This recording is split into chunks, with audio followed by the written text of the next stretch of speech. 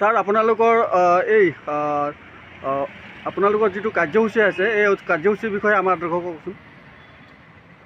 ত্ৰয়োবিংশতম সাপেখাতী ৰাজহুৱা ৰঙালী বিহু সন্মিলন চৰাইদেউ জিলাৰ এখন খুব উন্নত মানৰ ৰঙালী বিহু সন্মিলন অহা 21, 22 আৰু 23 বহাগ ইংৰাজী 5, 6, 7 মে' তাৰিখে গণশিল্পী ৰাজীৱ শদিয়া বৰণী সমন্বয় ক্ষেত্ৰত আমি আয়োজন কৰিবলৈ লৈছোঁ।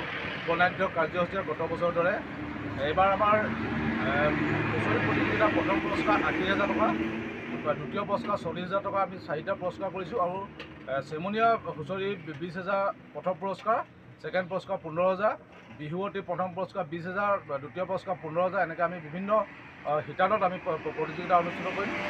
আৰু আমাৰ সাংস্কৃতিক সন্ধিয়া মূল আকৰ্ষণ হ'ব মন্টুমণি শইকীয়া আৰু গীতিমণি। 22 তাৰিখে আমাৰ শিল্পী দুগৰাকী আমি আমন্ত্ৰণ জনাইছোঁ, কুইন দাস আৰু মালবিকা বৰুৱা।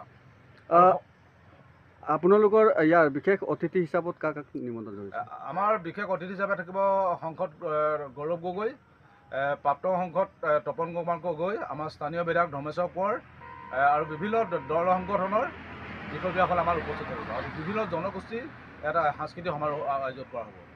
ইয়াত যি নেকি বিভিন্ন ঠাইৰ পৰা আপোনালোকৰ আলহী আহিব, তেওঁলোকৰ থকা মেলা ব্যৱস্থা কেনেকৈ কৰিছে? থকা মেলাৰ ব্যৱস্থা আমাৰ ওচৰ পাজৰ আমাৰ যিসকল আমাৰ হোটেল আছে তাত আমাৰ থকাৰ ব্যৱস্থা কৰা হ'ব।